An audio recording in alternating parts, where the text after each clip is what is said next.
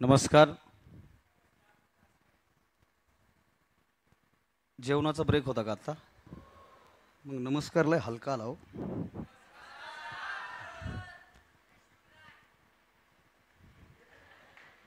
जय शिवराय. हा खरा मराठी माणूस आहे.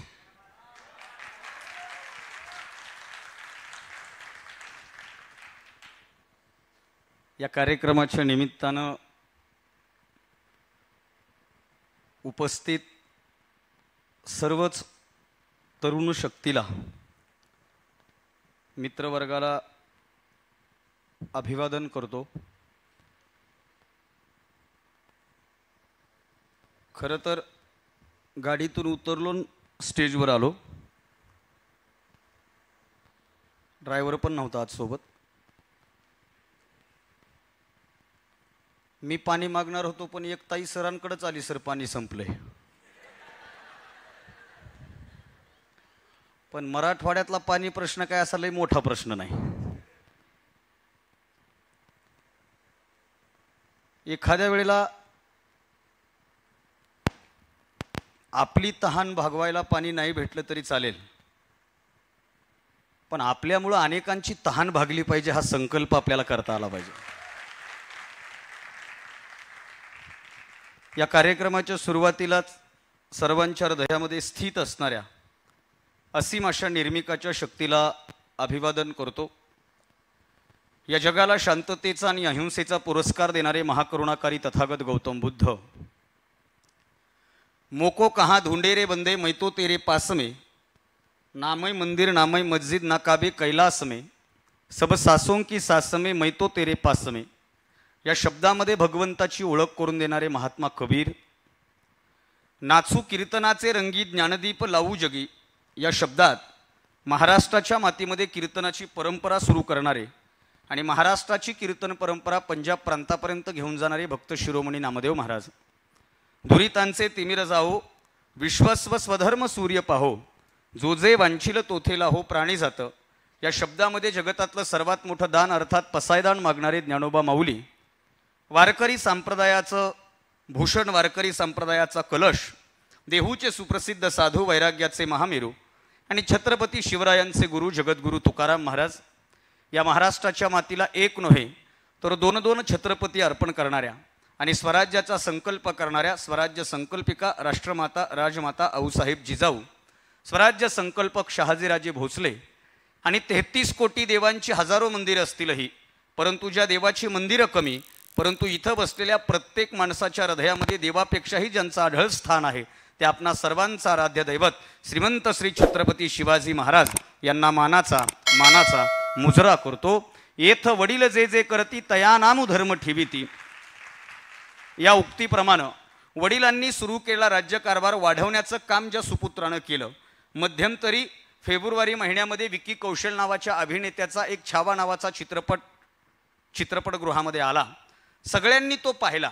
मी काय तुम्ही काय, त्यातल्या त्यात त्या फेब्रुवारी महिन्यामध्ये विष्णू माझा एक व्हिडिओ व्हायरल झाला होता आणि फेब्रुवारीमध्ये शिवजयंतीचं शेड्यूल पॅक असल्यामुळे त्या व्हिडिओमध्ये मी सुरुवातीला असं बोललो की वेळेअभावी मला तो चित्रपट बघता आला नाही. त्याला काही कमेंट करत होते, तुला असं काय काम आहे. सोशल मीडियाला डेंजर आहे भाऊ.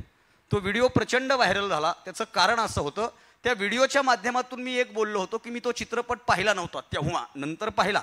चित्रपटामध्ये काय दाखवलंय, काय खरं काय खोटं, हा सगळ्यात गौण भाग मला वाटला. त्या चित्रपटाचं यश जर कशात असेल तर चित्रपटगृहातून बाहेर पडत असताना प्रत्येक माणसाच्या हृदयद्रावकता डोळ्यातून वाहत होती.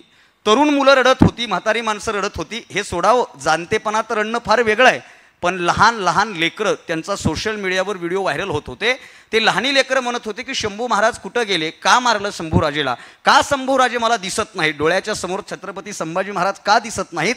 लहान लहान लेकरं, लहान इतकी लहान की विचारायची सोय नाही, ती लेकरं सुद्धा रडत होती. एका चिमुकलीचा व्हिडिओ तुम्ही पाहिला असेल, व्हाईट ड्रेसवरती चिमुकली होती, ती आपल्या आईवडिलांना म्हणते की महाराज कुठं गेले. आणि तो व्हिडिओ पाहत असताना मी परत रडलो होतो. त्याचं कारण आहे, तेव्हा मी एक वाक्य बोललो होतो की 5 रुपयाचं चॉकलेट आणलं म्हणून हसणारी पिढी, हातातलं खेळणं हिसकावून घेतलं म्हणून रडणारी पिढी, आत्ताच्या काळामध्ये बापानं कड्यावर उचलून घेतलं नाही म्हणून रडणारी पिढी, सोडा हातातला मोबाईल हिसकाटून घेतला म्हणून लोळू लोळू रडणारी पिढी, इथून पुढच्या काळात अपेक्षित नाही, तर महापुरुषांचा इतिहास पाहून डोळ्यामध्ये पाणी आणून रडणारी पिढी पुढच्या काळामध्ये अत्यंत महत्त्वाची आहे. त्याचं कारण आहे, देश धर्म पर मिटने वाला शेर शिवा का छावा था, महापराक्रमी परमप्रतापी एकही शंभू राजा था.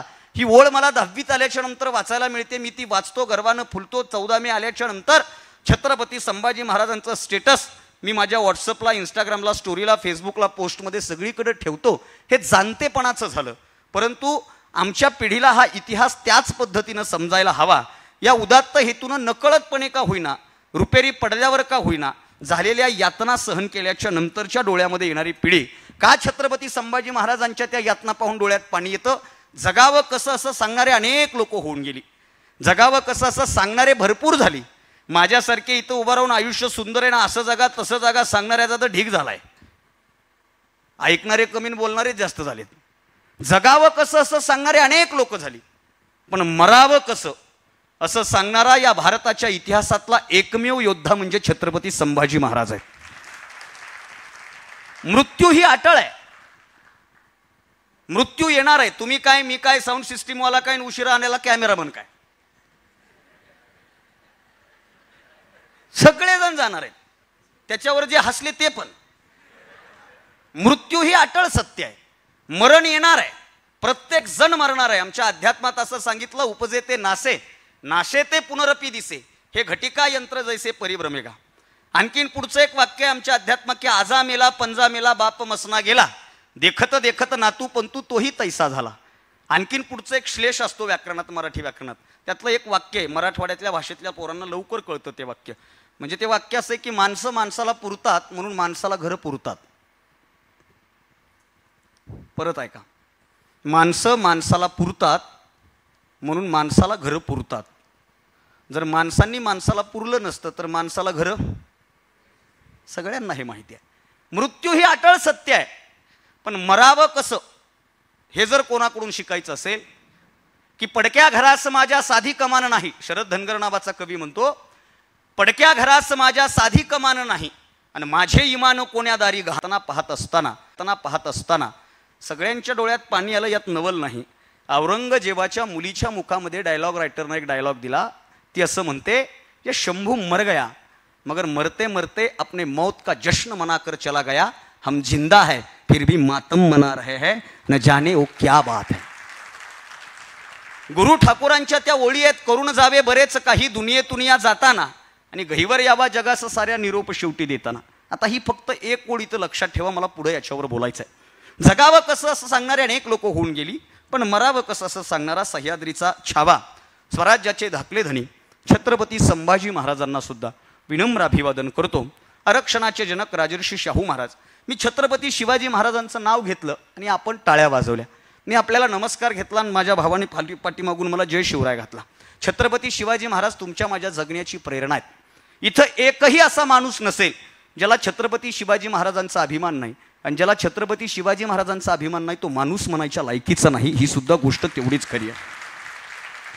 पण तुम्ही आम्ही छत्रपती शिवाजी महाराजांच्या बाबतीमध्ये एक घोड चूक करतो की छत्रपती शिवाजी महाराजांना वॉलपेपर पुरतं, छत्रपती शिवाजी महाराजांना स्टेटस पुरतं, छत्रपती शिवाजी महाराजांना डायलर टोन पुरतं, छत्रपती शिवाजी महाराजांना रिंग टोन पुरतं मर्यादित करतो. त्यातल्या त्यात जयंती आल्याच्या नंतर तर आमचा उत्साह बघायचं कामच नाही. आलं आलं आलं गड्यानो भगवं वादळ आलं. मला प्रश्न पडतो, आता आलं तर गेलं तर कुठं? ते काय आताचा अवकाळी वार आहे का यायला जायला? काही काही लोकांच्या काही गोष्टी अशा व्हॉट्सअपला मला मजेशीर मिळतात ना. मला 18 तारखेला एकानं मेसेज केलता, ए होशियार सावधान आमचा बाप येतोय. मी म्हणलं कुठून येतोय? गुलमंडीतून, बायपास मधून. छत्रपती शिवाजी महाराज हा येण्याचा जाण्याचा विषय नाही ना. बरं, छत्रपती शिवाजी महाराज देहानं आपल्यात नसले तरी गड किल्ल्याच्या निमित्तानं विचारानं आजही आपल्यात जिवंत आहेत हे आपल्याला मान्य असलं पाहिजे. एक पण आमचं दुर्दैव असं आहे, आम्ही झालो टेम्पररी.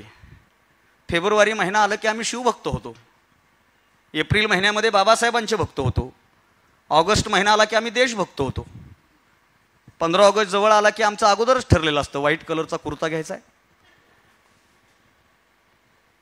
मित्राची बुलेट न्यायची आहे, दोघांनी मिळून पेट्रोल टाकायचंय, 2 फटाके मारायचे, जास्त टाकायचे. इंजिनिअरिंग कॉलेजपासून आपल्याला रॅली काढायचे. क्रांती चौकातून गुलमंडीला न्यायचे, गुलमंडीतून तिकडं कॅन्सर हॉस्पिटल, कॅन्सर हॉस्पिटलकडून मिल कॉर्नरमधून पुन्हा इकडं बस स्टँडहून बाबा पेट्रोल पंपहून रेल्वे स्टेशनहून जे टावर आणि जे टावरून पुन्हा कॉलेजमध्ये आणायचे.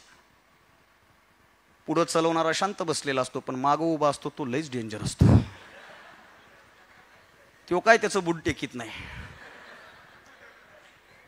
तो पाय ठेवायच्या पॅन्डलचा पूर्ण उपयोग करतो आणि उभा राहून बेंबीच्या देटापासून चौक आला की म्हणतो शिवाजी महाराज की जय, भारत माता की जय. हातात तिरंगा असतो, हातात असू द्या काही नवल नाही. काही तर पोरं इथं तिरंगा काढता, काही हातावर काढता. माझ्या एका ओळखीच्या मित्रानं गालावर तिरंगा काढला होता आणि त्याला सर्दी झाली होती. आता पुढं बोलायची गरज नाही. टेक्नॉलॉजीच्या काळात जगणारी आपण सगळी भावंड आहेत. मधल्या काळामध्ये स्मार्ट सिटीला अनुमोदन नावाची एक कन्सेप्ट फेसबुकनं सुरू केली होती आणि त्याच्यामध्ये अशी संकल्पना होती की तुम्ही फेसबुकच्या प्रोफाईलच्या अगोदर ते थीम येते, त्याच्यामध्ये आपण क्लिक केल्याच्या नंतर आपला फोटो तिरंग्यात दिसतो, आपली प्रोफाईल तिरंग्यात दिसते. मला माझ्या बऱ्याच मित्रांनी मेसेज करून सांगितलं, सर तुम्ही देशभक्तीवर बोलता, माझं सगळ्यात जास्त प्रेम भारतावर आहे. माझं भारतावर इतकं प्रेम आहे की माझं आडनाव सुद्धा भारतीय आहे. भारतासारखा देश नाही. पण मी त्याला म्हणलं मी ठेवत नाही. तो म्हणला असं का ठेवत नाही? म्हणलं नाही ठेवत. त्याचं कारण त्यानं विचारलं आणि त्याला मी उत्तर दिलं होतं, तिरंग्यात आपला फोटो यावा एवढी आपली अवकात नाही, तिरंग्याचा फोटो आपल्या हृदयात कायम असावा एवढी आपली अवकात आहे. पण आमचं दुर्दैव असं आहे, बरं असं करू नये का उत्सव साजरा करावा ना, 100% करावा, त्यात काही संशय नाही. पण तो उत्सव साजरा करत असताना आम्ही नेमकं कोणत्या भूमिकेतून करतोय? मला जे सांगायचं आहे ते की आम्ही टेम्पररी झालोय. छत्रपती शिवाजी महाराजांच्या जयंतीचा उत्सव आज भारतातला सगळ्यात टॉपचा उत्सव आहे, आपल्याला माहिती आहे. जगात भारी 19 फेब्रुवारी उगच नाही आलं. फेब्रुवारी महिन्यामध्ये बाकीच्यांचे बाकी उत्सव 14 तारखेपर्यंत होऊन जातात.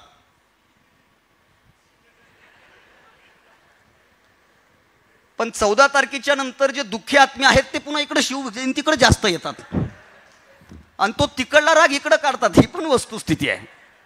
पण मला जे सांगायचं आहे ते बघा, छत्रपती शिवाजी महाराजांच्या जयंतीचा उत्सव आम्ही आनंदानं साजरा करतो खरं, पण छत्रपती शिवाजी महाराजांच्या जयंतीचा उत्सव रायगड किल्ल्यावर छत्रपती शिवाजी महाराजांच्या समाधीची पूजा करून या भारताच्या, या विश्वाच्या, या महाराष्ट्राच्या मातीमध्ये जर सर्वप्रथम कोणी साजरा केला असेल ना तर ते महात्मा ज्योतिबा फुल्यांनी साजरा केला, हे आपल्या लक्षात असलं पाहिजे. तिथून ही परंपरा आहे. ज्या महात्मा फुल्यांबद्दल मी बोलत असताना महात्मा फुल्यांचा फक्त सामाजिक समतेचा संदेश मी देत नाही, तर महात्मा फुले समजून घ्यायचे तर आम्हाला महात्मा फुले एक महाराष्ट्रातले आणि भारतातले टॉपचे कॉन्ट्रॅक्टर होते, हे आजच्या पिढीनं समजून घेणं गरजेचं आहे. महात्मा फुल्यांनी सावित्रीमाईंना शिकवलं आणि पहिली शाळा सुरू केली, इथपर्यंत त्यांचा इतिहास नाही. सामाजिक समतेचा न्याय पुढे घेऊन जात असताना विधवा स्त्रियांचा सन्मान करणारा माणूस म्हणजे महात्मा ज्योतिबा फुले आहेत. दत्तक पुत्राला स्वतःचं नाव देऊन त्याला आयुष्यात यशस्वी करणारे महात्मा फुले आहेत. हा त्यांचा सामाजिक अँगल असेल, पण आत्ताच्या काळामध्ये लवकर स्वतःच्या पायावर यशस्वी होण्यासाठी सगळ्यांची धडपड आहे. तुम्ही काय मी काय सगळ्या गोष्टीचं सोंग करता येतं. माझी आजी, आपल्या घरातले लोक सांगतात बघा, सगळ्या गोष्टीचं सोंग करता येतं पण पैशाचं सोंग करता येत नाही. तुम्ही आर्थिकदृष्ट्या स्टेबल झालं पाहिजे, ह्या एका उदात्त हेतूनं आपण महात्मा फुले समजून घ्यायचे असतील तर त्यांचे जे औद्योगिक दृष्टिकोन आहेत ते समजून घेणं गरजेचं आहे. असं मला पुढं जायचं आहे. मी हे फक्त महापुरुषांच्या विचारांना स्पर्श करतोय म्हणून हे बोलतोय. महात्मा फुलेंच्या खांद्याला खांदा लावून आज प्रत्येक क्षेत्रामध्ये मुलींनी, महिलांनी स्वतःचं अस्तित्व निर्माण केलं, आपल्याला माहिती आहे. आज असं एकही क्षेत्र नाही ज्या क्षेत्रामध्ये मुलींनी स्वतःचं अस्तित्व निर्माण केलेलं नाही.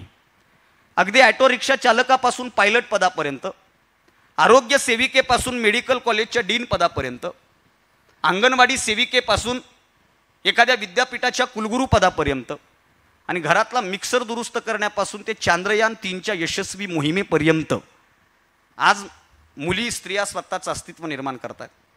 पण या देशाची अगोदरची जर संस्कृती पाहिली तर एक विचित्र संस्कृती इथं नांदत होती. अगदी इथलं बोलायचं झालं आत्ता सरांना भेटायला एक माझी बहीण आली होती, ती फार गडबडीनं बोलली, सर पाणी नाही. ती तिथं येऊन सरांना विचारू शकते, सर पाणी नाही. सर म्हणतात तुझी पाण्याची व्यवस्था होईल थोड्या वेळात. एक अशी संस्कृती होती इथं जिथं पाणी होतं पण फक्त पिण्याचा अधिकार नव्हता, हे आपल्याला माहिती आहे. एखादी मुलगी, खरं तर फार गोष्टी बोलण्यासारख्या, ते खलील जिब्रान नावाच्या एका तत्ववेत्याचं फार गोड वाक्य आहे. तो असं म्हणतो की जेव्हा दोन स्त्रिया आपापसात बोलतात ना, तेव्हा त्या काहीच बोलत नाहीत. त्यांचं एवढंच असतं, ही साडी मला चांगली दिसते का, मी आज कशी दिसते. ते व्हॉट्सअपला एक जोक पण आलता बा. मुलीनं मुलीला विचारलं मी कशी दिसते, मुलीनं तिचं कौतुक केलं, आणि मुलानं मुलाला विचारलं मी कसा दिसतोय. कळलं तुम्हाला, सांगायची गरज नाही. दोन स्त्रिया जेव्हा आपापसात बोलतात ना, तेव्हा त्या काहीच बोलत नाहीत. पण जेव्हा एक स्त्री समोर येऊन बोलत असते ना, तेव्हा ती समस्त स्त्री जीवनाला प्रगट करत असते. ही स्त्रीच्या बोलण्याची ताकद आहे. पण एक काळ होता ज्या काळामध्ये स्त्रियांना बोलू दिलं जात नव्हतं. म्हणजे असं समाजात जाऊन बोलणं सोडा, बाजारात जाऊन बोलणं सोडा, आम्हाला दारात बोलू दिलं जात नव्हतं. दारात सोडाव, घरात सुद्धा बोलू दिलं जात नव्हतं. लहान्या मुलींना बोलू दिलं जात नव्हतं, तरण्या स्त्रियांना बोलू दिलं जात नव्हतं, म्हाताऱ्या आजींना बोलू दिलं जात नव्हतं. त्या शायराच्या ओळी माझ्या आवडतीच्या ओळी आहेत. तो म्हणतो, बचपन में कहा लोगों ने कुछ नहीं जानती बैठ चुपचाप, बचपन में कहा लोगों ने कुछ नहीं जानती बैठ चुपचाप, जवानी में कहा लोगों ने नया खून है कुछ नहीं जानती बैठ चुपचाप.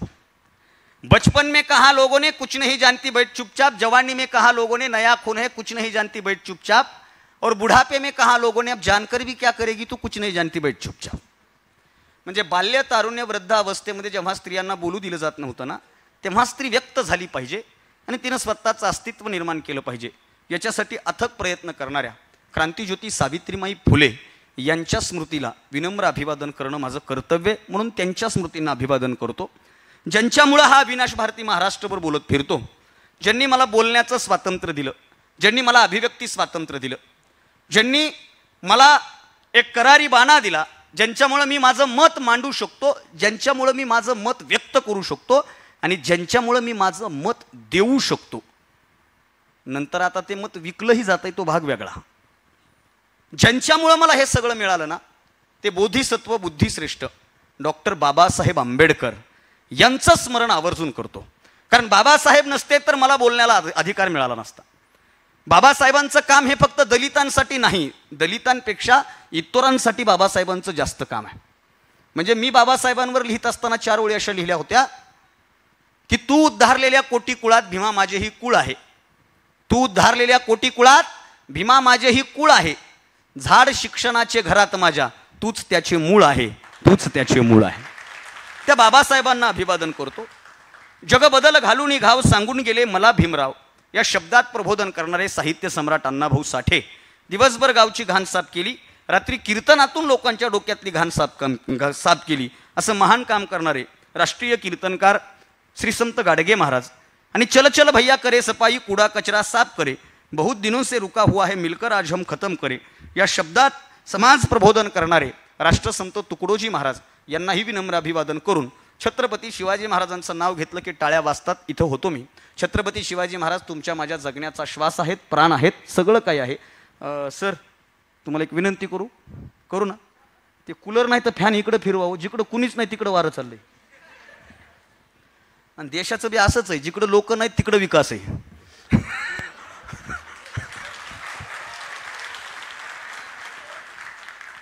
आणि माझ्यासारखा मध्यमवर्गीय घामाघूम आहे. आता काय सांगा, एवढा घाम येत नाही, पण हे फोकस माझ्यावर लावले. तर आज मीच फोकसमध्ये, बाकी काही नाही. त्याच्यामुळं ते फोकस. हां,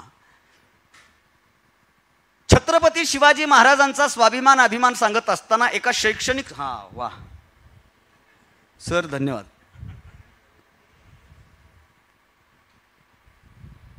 सरांनी मला वाऱ्याची झुळूक दिली.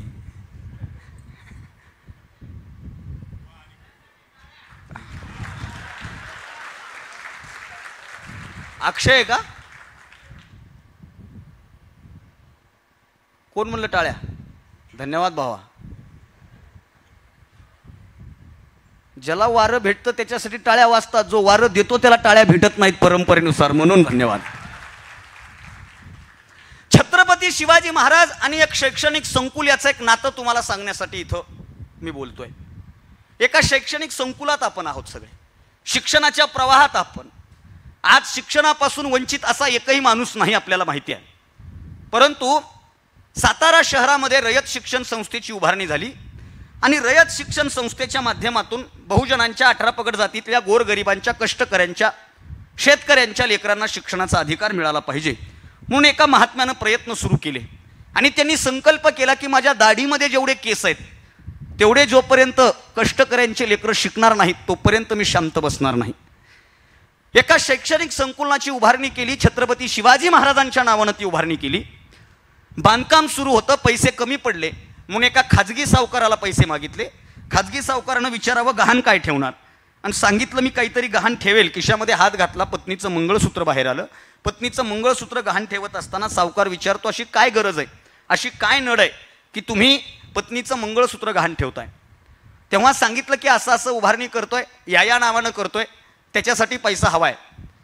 आणि तेव्हा त्या सावकाराच्या मनातला स्वार्थ बाहेर आला. तो सावकार म्हणतो, मी तुम्हाला पैसे देतो, लागेल तेवढा पैसा मी देतो, तुम्ही बांधकाम करा, तुम्हाला काय खर्च करायचा आहे ते करा, फक्त एक काम करा, तुम्ही त्या संकुलाला छत्रपती शिवाजी महाराजांचं नाव देताय ना, त्यापेक्षा मी स्पॉन्सर देतोय, मी पैसे देतोय, तुम्ही माझ्या बापाचं नाव द्या.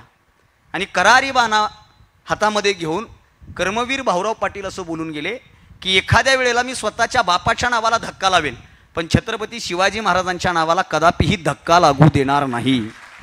असा स्वाभिमान, अभिमान या महाराष्ट्राच्या मातीत पेरणारे शिक्षण महर्षी, शिक्षण सम्राट, खरे शिक्षण महर्षी, खरे शिक्षण सम्राट. आता मी खरे का म्हणलो हे तुम्हाला चांगलं कळेल, कारण सध्या रेट लय मोठा आहे. कशाचा?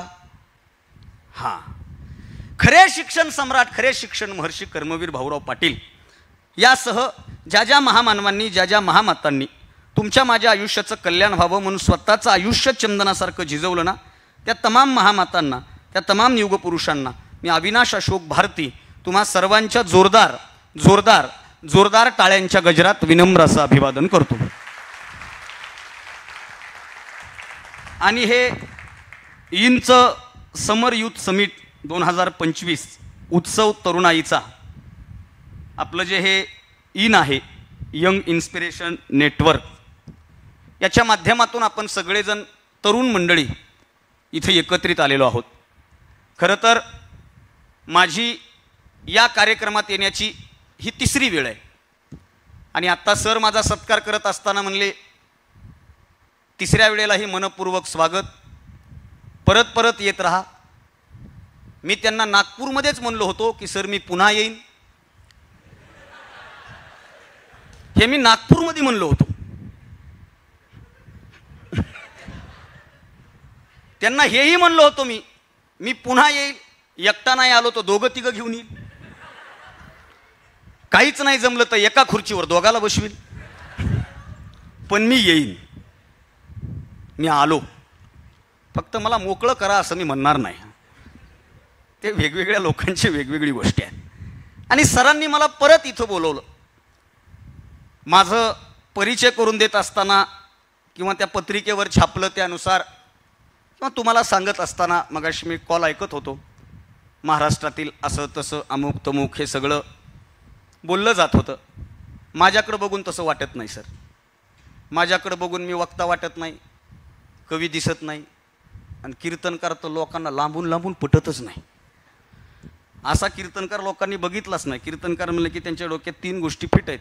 त्याची भली मोठी गाडी असली पाहिजे, त्याची अशी जाडजूड बॉडी असली पाहिजे, त्याची लांबलचक दाढी असली पाहिजे. मी गाडी आत्ता घेतली 2 वर्ष झालं, बॉडी तुमच्यासमोर उभी आहे, आणि मी दाढी आता वाढवायला लागलोय, कारण सध्या दाढीवाल्याचा जमाना आहे. आपल्याकडं बॉडी नाही, दाढी नाही, आपली काडीवर माडी आहे, पण रोज खेडोपाडी जाऊन समाज प्रबोधन करत मी महाराष्ट्रभर फिरतोय, आणि तो योग आज आहे. मी मार्गदर्शनाच्या फंद्यामध्ये बिलकुल पडत नाही, कारण लई मार्गदर्शक झाले हो. हॉस्टेलवरनं कॉलेजला येताना गाडा ढकलणारा पण म्हणतोय अभ्यास चांगला करा, काही मिळत लागत नाही.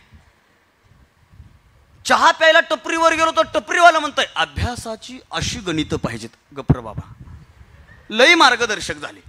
मी मार्गदर्शनाच्या फंद्यात बिलकुल पडणार नाही. मी तुमच्याशी संवाद साधण्यासाठी इथं आलोय. कारण शैक्षणिकदृष्ट्या मार्गदर्शक खूप वाढले. शैक्षणिकदृष्ट्या आणि मानवी जीवनामध्ये संवाद साधणारी माध्यमं कमी झालीत आणि त्याच्यामुळं मी तुमच्यासमोर उभा आहे. इथं येण्याचं कारण म्हणजे मोबाईल आहे. इथं येण्याचं कारण म्हणजे सोशल मीडिया. इथं येण्याचं कारण म्हणजे यूट्यूब आहे. आणि या इंचा आणि माझा जवळचा असा संबंध आहे की जेव्हा मी पहिल्यांदा आपल्या पाटीदार भवनमध्ये आलो तेव्हा हॉस्टेलहून निघालो, कार्यक्रमाला गेलो. सरांनी सांगितलं होतं 15-20 मिनिट बोला. मी बोलायला सुरुवात केली. 15 मिनिटानंतर म्हणलं सर थांबू का? खालून म्हणले बोला. मी बोललो. अर्धा तास झाला. म्हणलं सर थांबू का? सर म्हणले बोला. पुन्हा बोललो. असं बोलता बोलता 1 तास 48 मिनिट मी तिथं बोलत होतो. आणि तो व्हिडिओ सगळीकडे व्हायरल होत होता. महाराष्ट्रभर तो व्हिडिओ व्हायरल झाला. आणि तिथपासून अविनाश भारती नावाचा पोरगा महाराष्ट्राला कळाला. हे इंचं सगळ्यात मोठं. आणि त्याच्यामुळं मी सर तुम्हाला नाही म्हणत नाही, नाहीतर तुमचा कार्यक्रम मला आर्थिकदृष्ट्या परवडत नाही.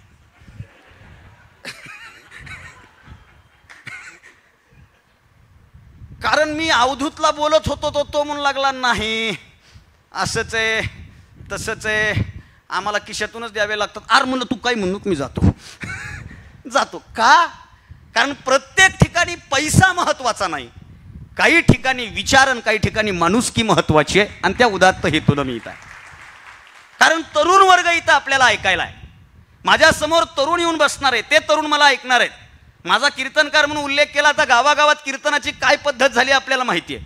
मी नेहमी सांगत असतो विष्णू, गावागावात कार्यक्रमाला गेलं ना, म्हणजे आता विनोद म्हणून ऐका पण कळलं तुम्हाला, कीर्तनकार असा माझ्यासारखा गुलाबाच्या फुलासारखा असतो, टवटवीत नाही का, काळा गुलाब आहे, टेन्शन नाही घ्यायचं. हाय माणसानं आपल्याला पॉझिटिव्ह म्हणायचं, स्वतःचं कौतुक करायचं. आमच्या बाजूला साथीदार असतात ते सगळे असे पखवाज वाजवणारे कमळाच्या फुलासारखे, ते साथीदार असतात ते सगळे झेंडूचे फुलासारखे एका दुरीत बांधलेले. आणि आमच्या समोर सगळे सूर्यफुलं बसतात. हो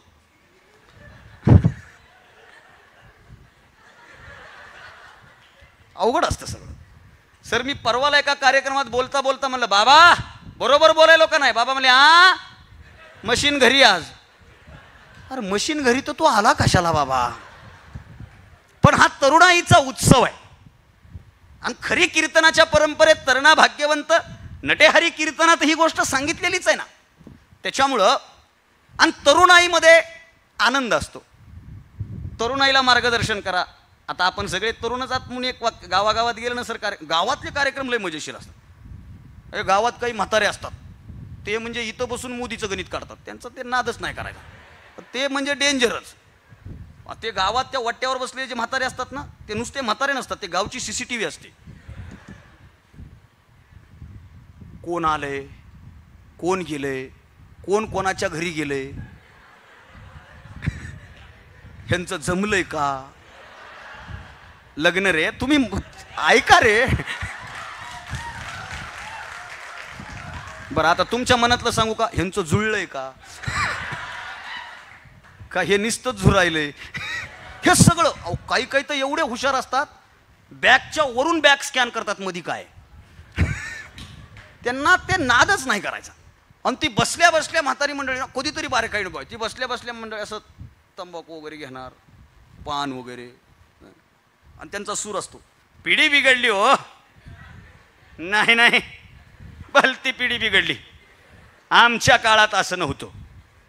त्याला म्हणायचं तुझ्या काळात सगळेच धड होते का? वाईट लोक कालही होती, वाईट लोक आजही आहेत, आणि वाईट लोक उद्याही असणार आहेत. आपण फक्त वाईट पाहायचं का चांगलं पाहायचं हे आपल्यावर डिपेंड आहे.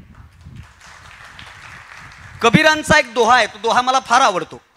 कबीर असं म्हणतात, बुरा न देखन मै चला, बुरा न देखन मै चला, बुरा न मिलया कोई, खुद के भीतर झांक कर देखा, मुझसे बुरा न कोई.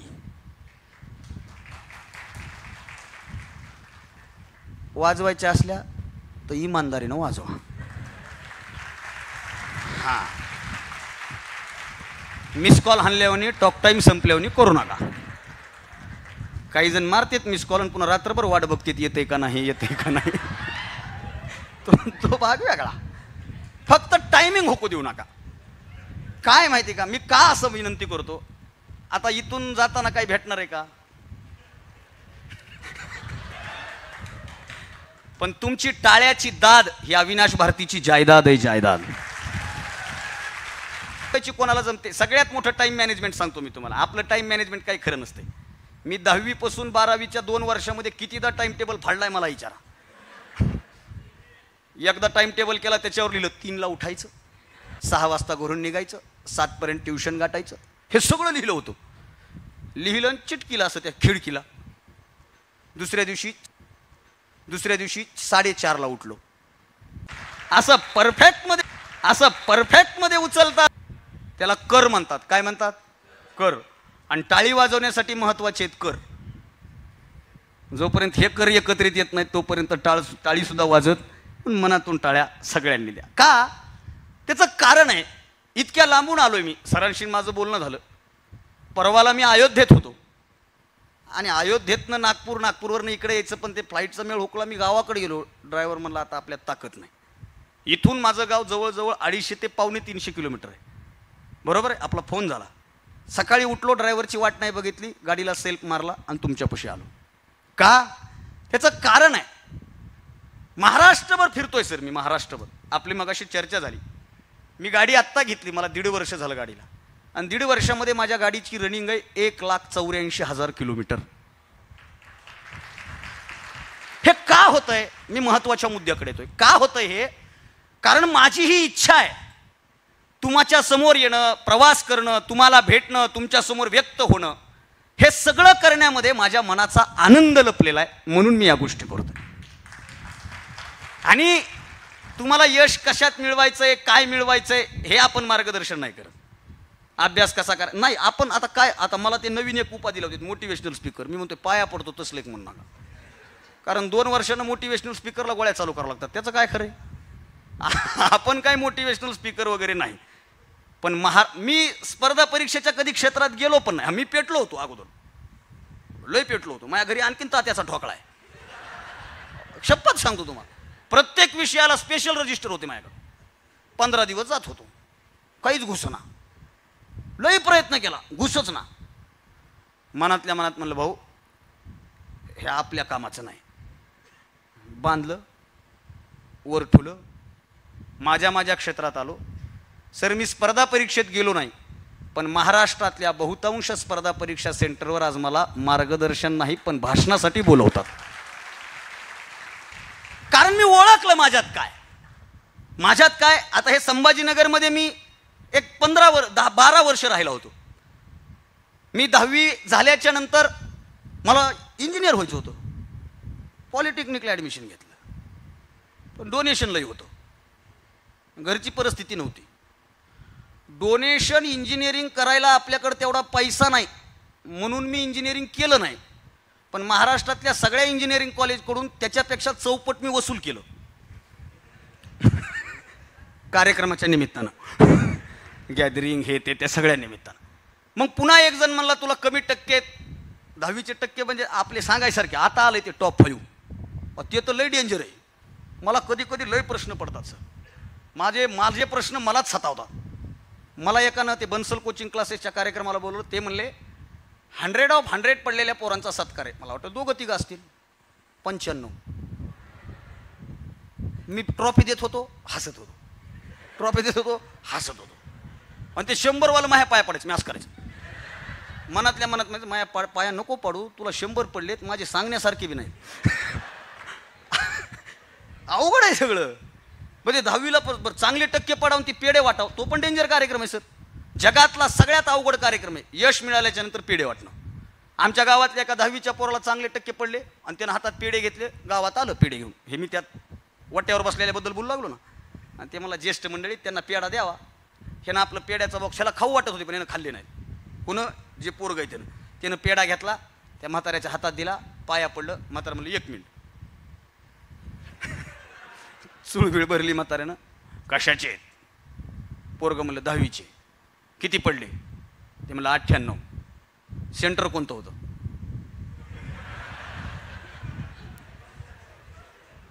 दुसरा प्रश्न काय? सेंटर कोणतं होतं. मग त्याने सांगितलं असं असं ते सातारा परिसर पलीकडलं. त्या सेंटरला 98 काय 198 पडले असते. आणि त्याला हळूच म्हणायचं, बाबा तुम्हाला किती पडले होते? आपण 8वीलाच शाळा सोडली. अरे तू 8वीला शाळा सोडली तू ह्याचं कौतुक करण्यापेक्षा त्याचं गणित काढायला. त्याच्यामुळे मी पेढेच वाटले नव्हते, कारण आपले काही सांगण्यासारखे नव्हते. 100 मध्ये आम्ही 2 जण पास झालो. ते काय तुमचा 1 मार्क्स मे मग तुमचं जीवन ठरवतच नाही ना. हे इथं बोर्ड आहे मला वाटतं पाठीमागच बोर्ड आहे. मी संभाजीनगरमध्ये राहायला आलो, मी त्या पण कार्यक्रमात बोललो होतो ही गोष्ट. मी संभाजीनगरला राहायला आलो सर, आणि संभाजीनगरला राहायला आल्याच्या नंतर आमच्या गावातला एक पोरगा रिचेकिंगचा फॉर्म घेऊन या बोर्डच्या तिथं आला होता. त्याने मला फोन केला, म्हणला ये भेटायला. मी विवेकानंद कॉलेजला होतो. त्याला भेटण्यासाठी मी रूमवरनं एक गाडी मित्राची गाडी घेऊन त्याला भेटायला आलो. आमच्या गप्पा वगैरे झाल्या आणि ब्रेक झाला मधला. ब्रेकला बरेच लोक उभी होती. त्याच्यामध्ये एक 40-45 वर्षाच्या ताई, अशा जास्त असेल वय, त्या लाईनला उभ्या होत्या. मग मला लई प्रश्न पडतात. मी म्हणलं यांनी 17 नंबरचा फॉर्म भरला का, कसं काय उभ्या त्या. आणि नेमकं त्यांना तहान लागली होती. त्यांनी मला बोलवलं, म्हणलं बाळा एक पाणी बॉटल आणून दे बरं. मी त्यांचे 20 रुपये घेतले, पाणी बॉटल आणली, त्यांना दिली. आता आपल्याला स्वभाव बोल, आपण गावातले माणसं. म्हणलं काकू तुम्ही कसं काय इथं? ते म्हणे काही नाही, माझ्या बाळाचा फॉर्म रिचेकिंगला टाकायला आले. म्हणलं बाळ कुठे? ते काय गाडीत बसले. मी म्हणलं त्याला उभा करा ना. त्यानं फार टेन्शन घेतलंय, कालपासून काहीच खाल्लं नाही, एकाच सँडविचवर आहे. काहीच खाल्लं नाही. मग त्याला लाईनला उभा करा. त्यानं फार टेन्शन घेतलंय. मग काय करतोय गाडीत? काय नाही, पबजी वगैरे खेळत असेल. मोबाईलमध्ये गेम खेळायला त्याला टेन्शन नाही, लाईनमध्ये उभा राहायला टेन्शन. आता उत्सुकता. मी म्हणलं काकू असे किती, जर कमी पडलेत का? नाही म्हणे. मग किती पडलेत? ते म्हणे 98. मी म्हणलं मग रिचेकिंगला 2 गेले कुठे? मी म्हणलं गोव्याला गेले असतील, येतील महिना 15नं. ते म्हणे नाही 2 गेले कुठं. आणि त्याच वर्षी कोल्हापूरच्या एका पोराला 35.80 पडले होते. त्या पोरानं गावात बॅनर लावलं, गावात. फक्त ग्राफिक्स डिझायनर कडून त्यानं 35 लहान केलं आणि 80 मोठं केलं. आणि त्या 80वर असं हात ठेवून उभा राहिलं, बॅनर लावलं. अख्ख्या गावानं सत्कार केला त्याचा. आणि ते पुन्हा भाषणात म्हणलं तुमची गपलत झाली आहे, मला 35.80 80 आकडा आवडला म्हणून मी मोठा केलाय. अरे हे 98 पडून सुखी नाही, ते 35 पडून सुखी आहे. नेमकं आम्ही शिक्षणाच्या बाबतीमध्ये आमचा आनंद हरवत चाललोय का काय, हा विचार प्रत्येकानं करणं काळाची गरज आहे. एक शिक्षण, यशस्वी नोकरी, डिग्री, पॅकेज, परमनंट, याच्यातच आम्ही व्यस्त आहेत. ते एका हिंदी उर्दू शायराची एक शायरी आहे, मला त्याचा आता पाठ नाही, पण त्याचा अर्थ असा आहे कि क्या कमाया जनाब. तो म्हणतो बहुत कमाया, म्यूजियम बन सकता इतना कमाया. क्या क्या कमाया? डिग्री की, नौकरी मिली, पैकेज मिला, रिटायर हो गए, पेंशन मिली, मर गए. कमाया क्या? बहुत कमाया. क्या यही कमाया? आयुष्याची कमाई ही तुम्ही जीवनामध्ये आनंदी किती आहात, आनंदी होऊन कसं जगताय याच्यावर डिपेंड आहे. आणि आपल्या लहानपणा बघा तुम्ही, ही गोष्ट वस्तुस्थिती आहे सर. जेव्हा मी या क्षेत्रात यायचं ठरवलं, मला म्हणजे आधीच ठरलं होतं सर, माझं 8वीतच ठरलं होतं माझं काय, लग्न. मला या क्षेत्रात यायचे. मला एका सरांनी विचारलं होतं, अविनाश तुला काय व्हायचंय? आणि मी सरला म्हणलं होतं, सर मला महाराष्ट्रातला एक व्याख्याता व्हायचंय, गावागावात माझे बॅनर लागावे, तोफा वाजवून लोकांनी स्वागत करावं, असं काहीतरी सत्कार करावा, जाताना पैसे देऊन घरी पाठवावं. हे 8वीत पाहिलेलं स्वप्न आणखीन पूर्ण झालं नाही. ते पूर्ण करण्यासाठी मी प्रयत्न करतोय, पण जे प्रयत्न मी करतोय ना त्याच्यामध्ये मी आनंदीन समाधानी आहे. याच्यामुळं हा प्रवास सुरू. बऱ्याच जणांना बरेच प्रश्न पडले होते. सर मी BA करायला संभाजीनगरला आलतो. BA काय करायला? BA 12वी झाली, BA करायला इकडे आलो. अख्ख्या गावात चर्चा होती, BE करायला गेले.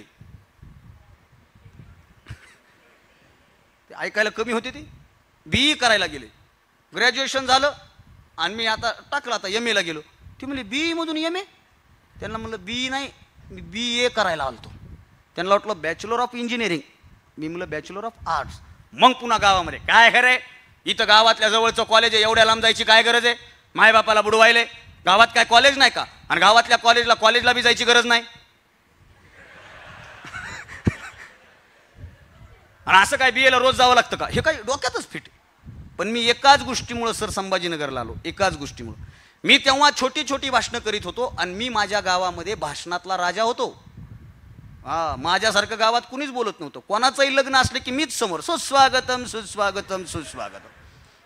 नवरीच्या चेहऱ्यावरले भाव, नवरदेवाच्या चेहऱ्यावरले भाव, ह्याच्यातच. आणि सगळे नेते माझ्यावर खुश असायचे. का? मी त्यांचं नाव घ्यायचो ना. सगळे खुश असायचे. पण मी का आलो इकडं, त्याचं कारण होतं की मी जर तिथं राहिलो असतो तर आज सुद्धा मी तेच करत असतो जे 10 वर्षापूर्वी मी करत होतो.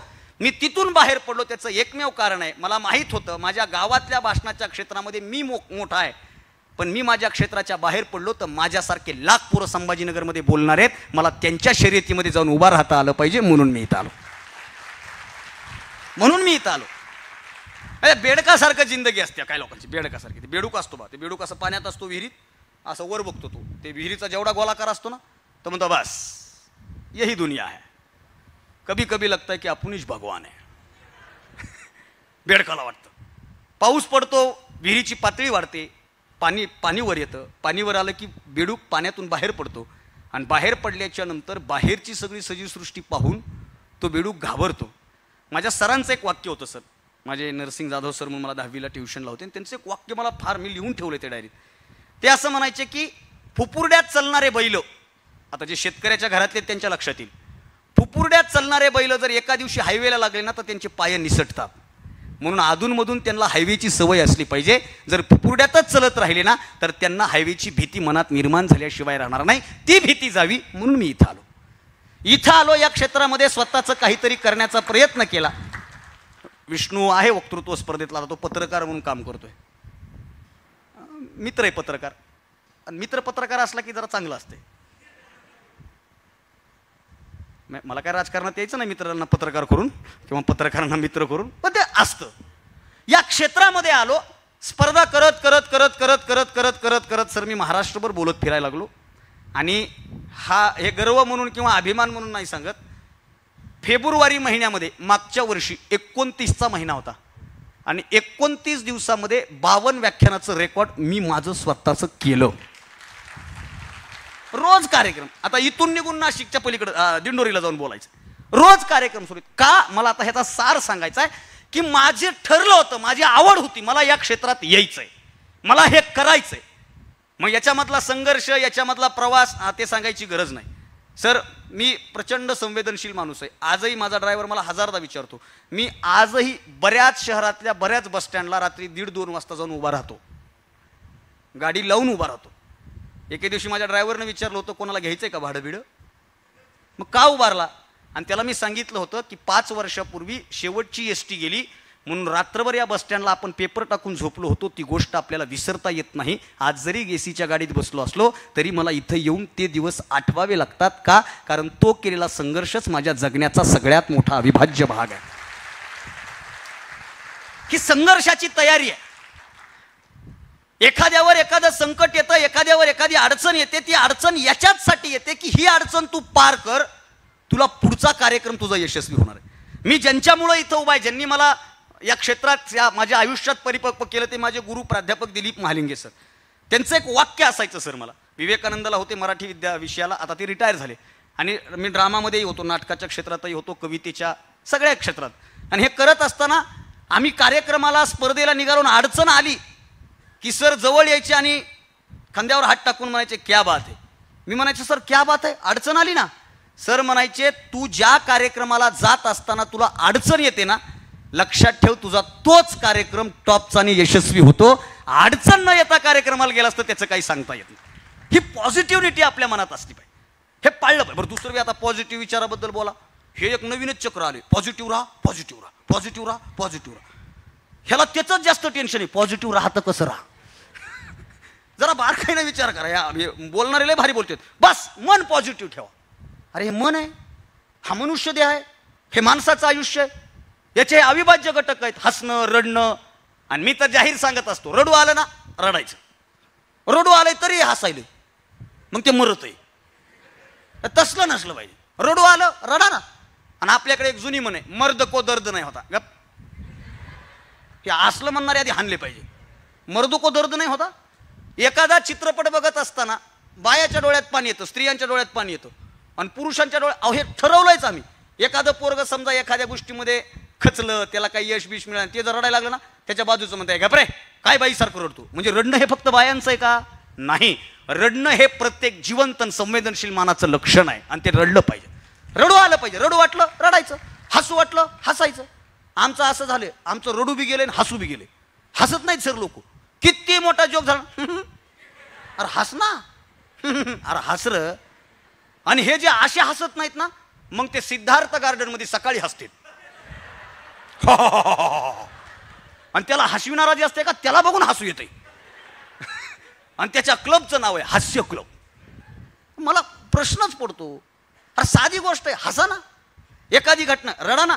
माझी आजी अडाणी होती, ती कुठं शिकली नाही, तिला पुस्तकाचं ज्ञान नव्हतं, पण ती आजीनं मला एक वाक्य सांगितलं होतं. आजी म्हणायची, बाळा अगोदरच्या काळामध्ये काळे ढग दाटून आले ना, इतका पाऊस पडायचा विचारायची सोय नाही, आणि माणसाला साधं खर्चटलं ना तरी माणसाच्या डोळ्यात पाणी यायचं. आताची परिस्थिती इतकी विचित्र आहे ना बाबा, की ती परिस्थिती इतकी विचित्र आहे ना, की आभाळाला धरून लदलद हलवलं ना तरी टिपूसभर पाणी गळत नाही. माणसासमोर माणसाला जिवंत जाळलं ना तरी आमच्या डोळ्यातून आसू ढळत नाही. ही आमची संवेदनशीलता गेली कुठं? अरे गेली कुठं ही संवेदनशीलता? जरा प्रश्न पडला पाहिजे आपल्याला. आम्ही हसतो ना, आम्ही दुसऱ्यावर हसतो. पण माझं एक इंस्टाग्रामला वाक्य फार व्हायरल झालं होतं, त्याच्यात मी असं बोललो होतो, जगातलं सगळ्यात सोपं काम आहे दुसऱ्यावर हसणं, आणि जगातलं सगळ्यात कठीण काम आहे दुसऱ्यासाठी रडणं. आणि ज्याला दुसऱ्यासाठी रडता आलं आणि दुसऱ्याला हसवता आलं ना, जगात त्या माणसासारखा मोठा माणूस दुसरा कुणीच नाही साहेब, कुणीच नाही. आम्ही शर्यत लावली. बरं, आपल्या सगळ्या क्षेत्रात शर्यत आहे आपली, सगळ्या क्षेत्रात. सर मी प्रामाणिकपणे सांगतो, मी या क्षेत्रात शर्यती म्हणून आलो नाही. मला याच्यापेक्षा नाहीच, आमची शर्यत आहे. मला टॉप यायचं आहे, टॉप यायचं आहे, टॉप यायचं आहे, टॉप यायचं आहे. वर्गात मी टॉपला पाहिजे, वर्गात मी टॉपला पाहिजे, वर्गात मी टॉपला पाहिजे, वर्गात मी टॉपला. एकच टकुऱ्यात फिट झाले. टॉप येण्यासाठी अभ्यास करू नका, पहिला येण्यासाठी अभ्यास करू नका. यश मिळावं, यश ही दुय्यम भाग आहे हो सर. प्रयत्न करा, यश मिळतं ना. परिपूर्ण प्रयत्न करा, यश मिळतं ना. एकाग्र चित्तेनं यश प्रयत्न करा, अहो यश मिळतंच. आमिर खानचा डायलॉग आहे 3 इडियट्स मधला, कामयाबी के पीछे मत भागो, काबिल बनो, कामयाबी झक मार कर आपके पीछे आएगी. यश मिळतं. यश मिळणं काय लय अवघड गोष्ट आहे का? ऐका, कितीतरी अधिकाऱ्यांच्या कथा ऐका. 10वीला नापास, 12th fail. Manoj Sharma 12th fail ना, मनोज शर्मा. आज त्यांचा चित्रपट बघत असताना चित्रपट घराच्या बाहेर आला की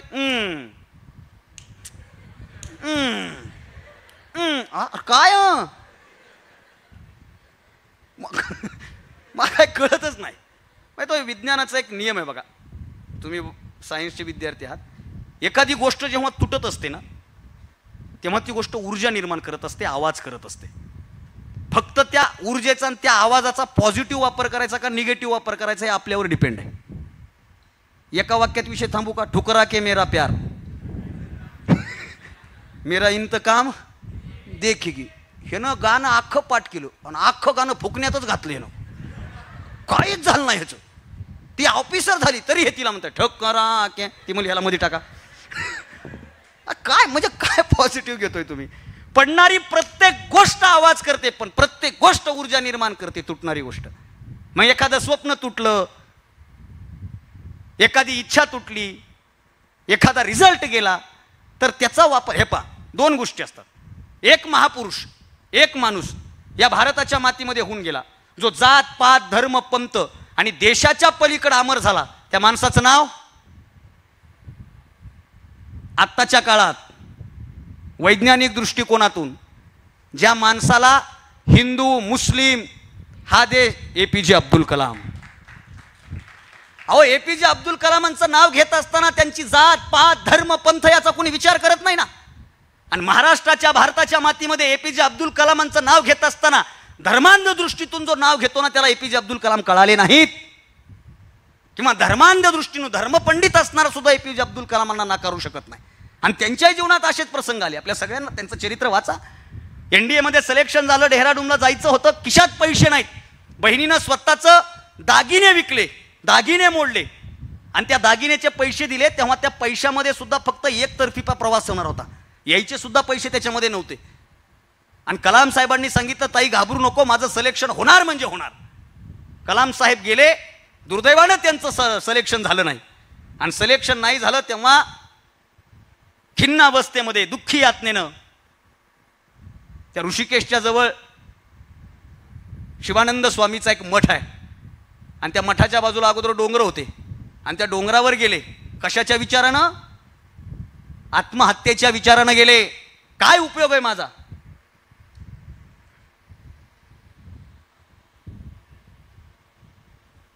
थांबू मग सर, कृपया आपली वेळ संपली आहे. इथली संपली असं म्हणा. हो, ते डॉक्टर सारखं वाक्य वाटलं मला. ते संपलं यांचं, आता घरी न्या, पाहुण्याला बोलवा. मला थांबायचं सर, थांबायचं सांगा मला.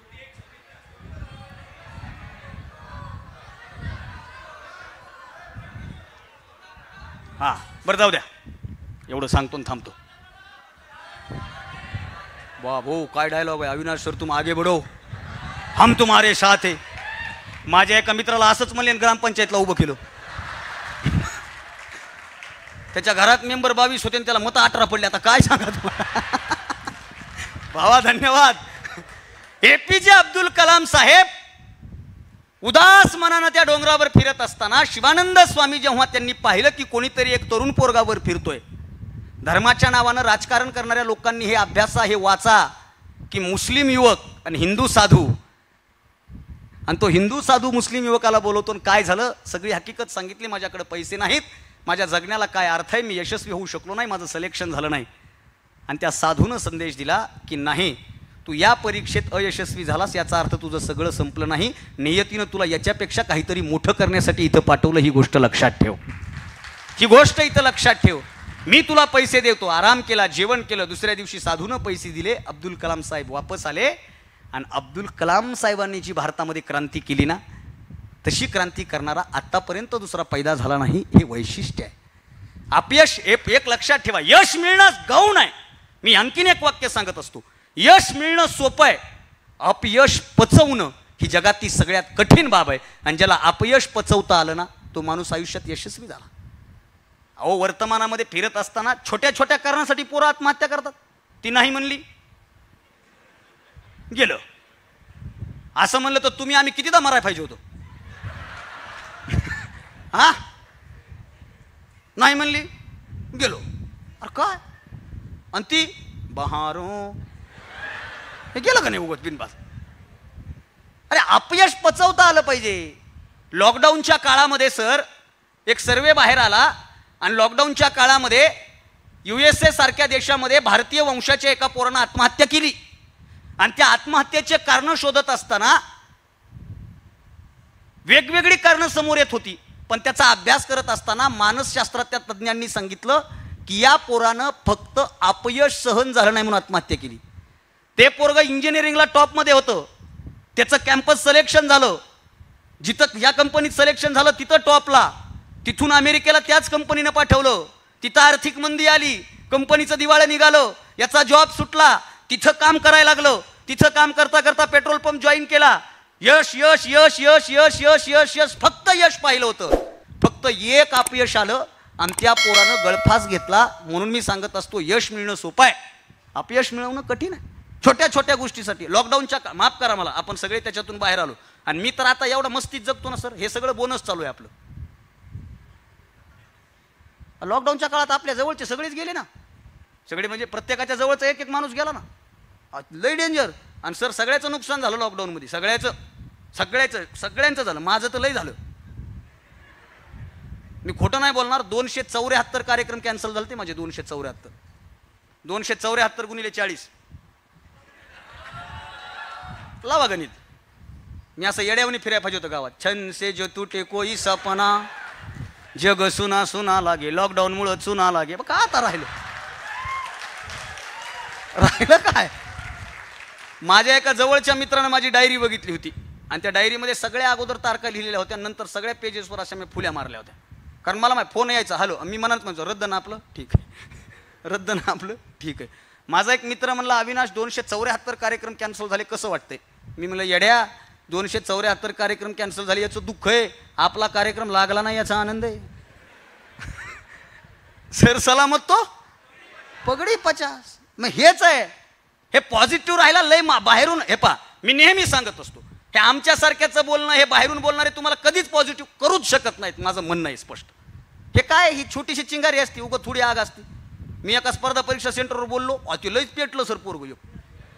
आता हे म्हणलंय ना, म्हणला पोस्ट काढतो सत्काराला ह्याच व्याख्यान ठेवतो, डायरेक्ट संकल्पच तिथूनच. आणि माणसाला मोटिवेशनल करण्यासाठी डायलॉगची गरज नसते, काही आवाज महत्वाचे असतात, आवाज.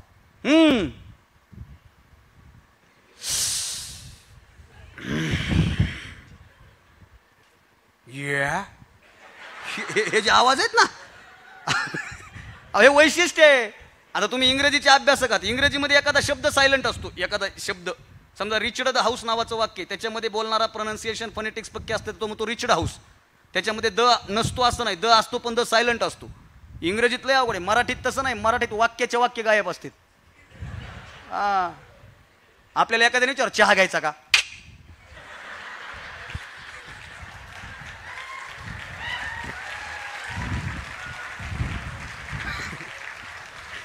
आता तुम्ही एवढे हुशार लोक आहे, कुणी बी मला लिहून दाखवा, 1 लाख बक्षीस देतो मी. पण सगळ्यात जास्त काय वापरतात?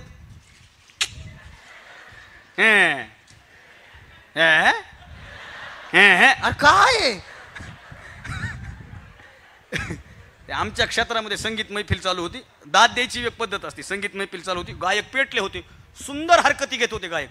समोर एक जण बसला होता, ती मनातून दाद देत होता, पण त्याचं फक्त चुकत होतं वर्म. त्यानं असं करायचं, गायकानं गायकीच बंद केली. आणि तेच म्हणलं चांगलं चालू होतं, चलू द्यायचं ना. ते मला तो यामुळे तर बंद केलं. अवघड आहे. आता लिहायचं कसं मला सांगा. बस सगळ्यात जास्त वापर. आणखीन तुम्हाला मोठी गोष्ट सांगतो बघा, गावात एखादा कार्यक्रम असला, अरे गावात व्याख्यान आहे, अविनाश भारती येणार आहे, अरे आज जेवणामध्ये स्वीट आहे. हे बोलायची गरजच नसते काही गोष्टी. तसं मराठीच आहे. हे डायलॉग सर, ते एवढं पेटलं. ते म्हणलं आता डिग्रीत पोस्टच काढतो म्हणला, ह्यालाच सत्काराला बोलवतो. कार्यक्रम संपला, थोडा उशीर झाला, मेसवर गेलं, मेस बंद झाली होती. ती मेसवाला मला बंद होया सुभाव, तेव्हा कसं काय देत नाही. त्या दोघाची हमरी तुमरी झाली. ते रूमवर गेलं, रूम पार्टनर म्हणला काय म्हणला अविनाश भारती? ते म्हणला त्या अविनाश भारतीचं जाऊ दे, इथं खायला मेस बंद झाली, खायला काय नाही, त्याला काय लागले. लक्षात ठेवा भावांनो, माझं बोलणं बाकीच्याचं बोलणं हे तुमच्यावर बाहेरून थोड्या काळाचा प्रभाव टाकू शकेल. आयुष्यात तुम्हाला ज्या कोणत्या क्षेत्रात यशस्वी व्हायचं ना, ते क्षेत्र, त्या गोष्टीची आग, या सगळ्या गोष्टीची भूमिका तुम्हाला तुमच्या हृदयातून पेटवता आली पाहिजे, तेव्हा ते मिळतं. जास्त बोलायची गरज नाही. कोंबडीचं अंड असतं, कोंबडीचं अंड असतं भावांनो. कोंबडीचं अंड 2 पद्धतीनं फुटतं. आता हे मी माळकरी माणूस आहे तरी सांगतो, कोंबडीचं अंड 2 पद्धतीनं फुटतं भाऊ. तुम्ही आमलेटच्या गाड्यावर गेले आणि त्याला जर म्हणले आमलेट द्या, तर ते स्टाईलमध्ये अंड असं घेते.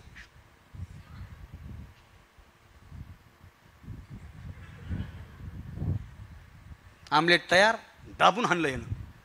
कोंबडीचं अंड जेव्हा बाहेरून फुटतं ना, तेव्हा त्याचं अस्तित्व संपतं. पण तेच कोंबडीचं अंड जेव्हा आतून फुटतं ना, नव्या जीवाला जन्म देत असतं. ही एक गोष्ट तुम्हाला कळाली ना, तरी मला वाटतं माझ्या बोलण्याचा सूर तुम्हाला कळेल. तुमच्या हृदयात, तुमच्या मनातून तुमचं ठरलं पाहिजे, बस मला हे करायचंय, बस मी करू शकतो. दृष्टिकोन असतो जगण्याचा. ते आम्हाला कविता होती, प्याला अर्धा भरला आहे, प्याला अर्धा रिकामा आहे. एखादा ग्लास जर अर्धा भरलेला असेल तर बघणाऱ्याला अर्धा दिसतो आणि काही जणांना तो भरलेला दिसतो. ज्याची तहान भागली आहे ना, त्याला अर्धा रिकामा दिसतो, आणि ज्याची तहान आहे ना, त्याला तो अर्धा भरलेला ग्लास दिसत असतो. पाहण्याचा दृष्टिकोन आहे. अहो, मधुमक्खी आणि मक्खी म्हणजे माशी आणि मधुमाशी याच्यात हाच तर फरक आहे. हाच तर फरक आहे.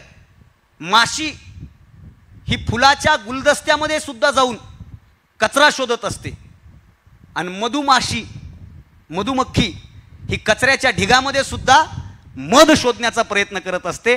आयुष्याचंही गणित असंच आहे भावांनो. तुम्ही तुमचा शोध घ्यायला तयार व्हा, तुम्ही तुमचे ध्येय ठरवा. बोलण्यासारखा बराच मोठा विषय, पण वेळेची मर्यादा आहे. वेळ कोणासाठी थांबत नाही, पण आपण वेळेसाठी थांबलं पाहिजे, ही सुद्धा वस्तुस्थिती आहे. मागच्या 6 महिन्यापूर्वी आपण एक वाक्य ऐकलं की कुठं तरी थांबलं पाहिजे. कुठंतरी थांबलं पाहिजे म्हणून भाकर फिरवली पाहिजे, हे सगळ्याला माहिती आहे, त्यात काय अडचण नाही. आपण मला इथं बोलवलं त्याबद्दल आपल्या सगळ्यांचे आभार व्यक्त करत असताना फक्त माणूस म्हणून जगायला सुरुवात करा. का आम्हाला लहानपणी शिकवलं होतं, माणसाने माणसाशी माणसासन वागणे. ते गाणं ऐकलं की आता तर पाणी फाउंडेशनचा व्हिडिओ माझ्या अंगावर काटा आणून गेला.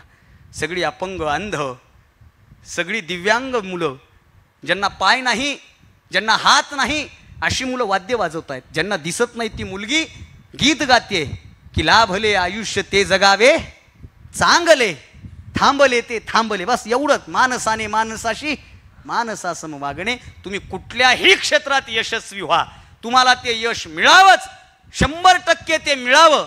पण संभाजीराजांच्या मृत्यूची कहाणीपासून व्याख्यानाला सुरुवात झाली होती.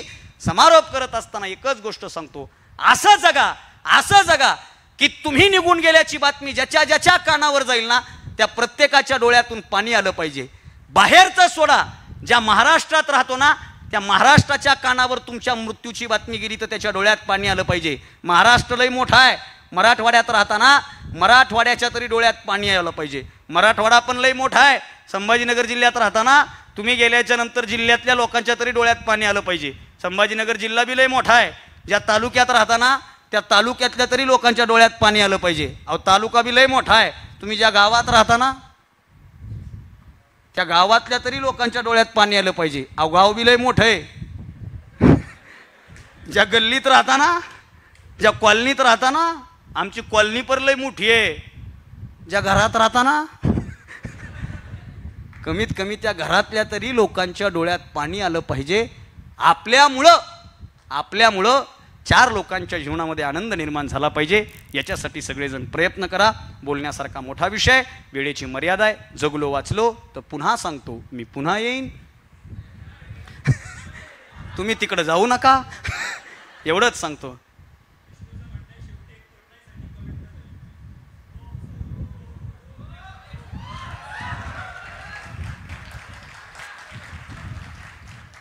सर आहे, सर बसलेत, पण मला सांगा. हां, कविता, आता ते म्हणाले तुम्हाला कविता आवडते, हे मला चांगलं वाटलं. म्हणजे ही अशी तुम्हाला आवडणारी कविता वेगळी, त्याचं काय आपल्याला माहीत नाही. कविताही लिहिली पाहिजे. आणि मी माझ्या ह्या पासर, मी आता जरा मोकळं बोलतो, मी माझ्या भाषेत बोलतो.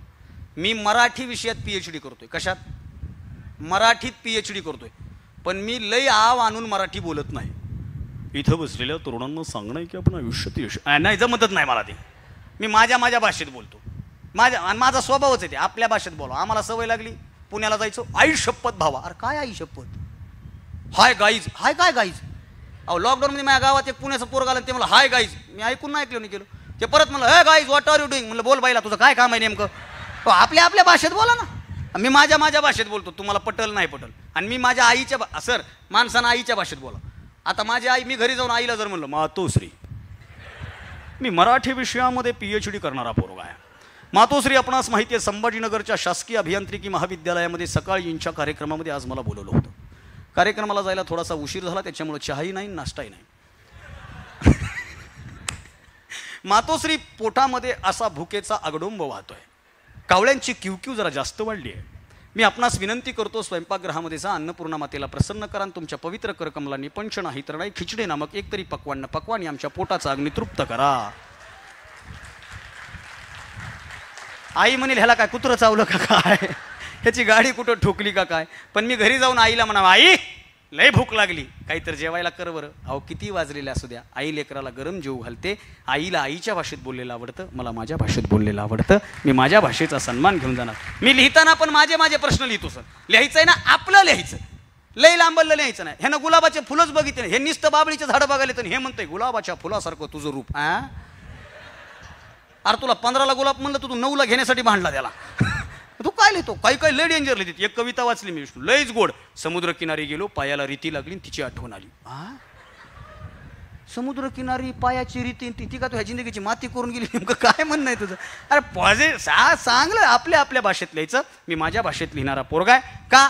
आपल्या भाषेत लिहिलं पाहिजे या उदात्त हेतून मी लिहितो. एक कविता फक्त तुमच्या समोर ठेवतो. आता कोणती ठेवावी हे बरेच प्रश्न माझ्या समोर आहेत, पण बरं आता ते माणुसकीच्याच अनुषंगानं ती ओळ आहे, मुकुंदराज पंके सरांची ओळ आहे. मुकुंदराज पंके सर असं लिहितात, घर नव्याने पुन्हा, थोडा ऐकू द्या, लई थोडा. घर नव्याने पुन्हा बांधले पाहिजे, घर नव्याने पुन्हा बांधले पाहिजे, जळमटांना जुन्या जाळले पाहिजे, जळमटांना जुन्या जाळले पाहिजे. रोप लावायचे, रोप लावायचे या टीवर पुन्हा, भर उन्हाळ्यातही पोसले पाहिजे. घर नव्याने पुन्हा, घर पुन्हा मूक होणार नाही या टीवर पुन्हा. मी तुला तू मला भांडले पाहिजे. ज्या मैत्रीत भांडण होत नाही ना ती मैत्री काही कामाची नाही. ज्या घरात भांडण होत नाही ना ते घर काही कामाचं नाही. भांड्याला भांड लागलं पाहिजे. आता माझं झालंय म्हणून मला माहिती आहे किती भांड्याला भांडं लागतं ते. पण शेवटच्या ओळी मुकुंदराज पंके सरांच्या, ते असं म्हणतात, लोक येतील धावून शब्दावरी, लोक येतील धावून शब्दावरी, वागणे आपुले चांगले पाहिजे, चांगले पाहिजे. घर नव्याने पुन्हा बांधले पाहिजे, जळमटांना जुन्या जाळले पाहिजे, जाळले पाहिजे. जळमट जाळा, यशस्वी व्हा, बस एवढंच. चंद्रशेखर सानेकर लिहितात, हार किंवा जीत होणे हा खरा निर्णय नव्हे, जो दगा देईल त्याचा कट उधळला पाहिजे. एक मुंगी साकडे घाली तिच्या देवाकडे, एक माझ्या हातून पर्वत सरकला पाहिजे. होत गेली निर्मिती तो तसतसा झाला निळा, या नभाचा रंग आधी शुभ्र असला पाहिजे. हेच भरकटणे उद्या होईल मग माझी दिशा, फक्त माझा एकदा तारा चमकला पाहिजे, फक्त माझा एकदा तारा. सर आपण मला बोलवलं, आपले आभार. थांबा एक मिनिट, सरांसाठी टाळ्या वाजवा जोरात. हां, आदरणीय सर पुढच्या सेशनमध्ये बोलणार आहेत, ते इतक्या वेळ माझ्यासाठी बसले, त्यांच्यासाठी टाळ्या वाजवा जोरात. हां, यानंतर विशेष टाळ्या वाजवा साऊंड सिस्टीमवाल्यासाठी, आणि यानंतर इमानदारीनं टाळ्या वाजवा फोटोग्राफरसाठी. दादा माझे पाठवा. चला, मला बोलवलं, आपले आभार व्यक्त करतो. कहीं जीत बाकी है, कहीं हार बाकी है, अभी तो मेरी जिंदगी का सार बाकी है. यहाँ से चला हूं मैं नई मंजिल की तरफ, आपके इस समर कैंप से चला हूं मैं नई मंजिल की तरफ. अविनाश भारती ने अभी पूरा किया वो खाली एक पन्ना था, अभी तो मेरी जिंदगी की पूरी किताब बाकी है, अभी तो मेरी जिंदगी की पूरी किताब है. धन्यवाद. जय हिंद, जय शिवराय, जय भीमराय.